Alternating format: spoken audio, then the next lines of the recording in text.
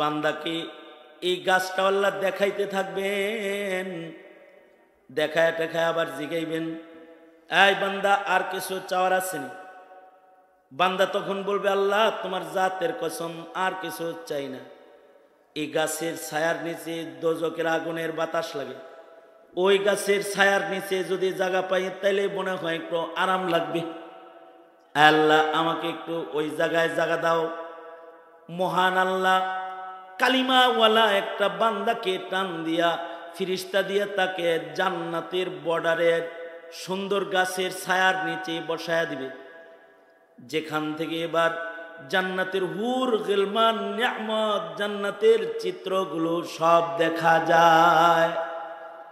তেঁতুল দেখলেই যদি জিহ্বায় পানি আসে, আর কাউরে যদি ভালো খানা খাইতে দেখে তাতেই যদি খাওয়ার চাহিদা জন্মায়, কান চুলকানি না দেখলে যদি কান চুলকাইতে মনে চায়, কাউরে যদি দেখে মুতবার লাগছে এরকম মতে ধরে,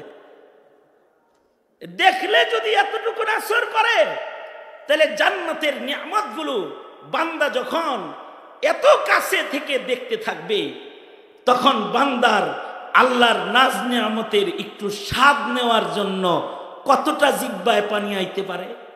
আল্লাহ তাআলা তখন বান্দাকে বলবে, এই খুব তো ইজ্জতের কসম খায়া খায়া কইছস, আর কিছু লাগবো না।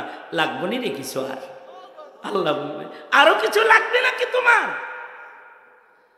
বান্দা বলবে, আল্লাহ তোমার কাছে কিছু চাওয়ার মতো সাহস আমার নাই, তবে এই সুন্দর জান্নাতের ভেতরে যদি একটু বসার জায়গা পাই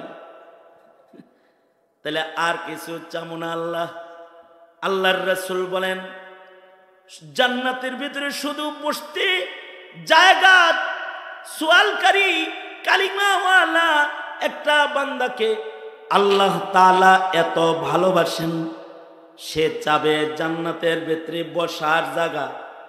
কিন্তু মহান আল্লাহ শুধু লা ইলাহা ইল্লাল্লাহ এতটুকুন বিশ্বাসের সাথে বলার কারণে এই বান্দাটাকে আল্লাহ তাআলা যে জান্নাতটা উপহার দিবেন, আল্লাহর রাসূল বলেন সেই জান্নাতটা হবে এমন দুনিয়ার 10 দুনিয়া 10 পৃথিবীর সমান।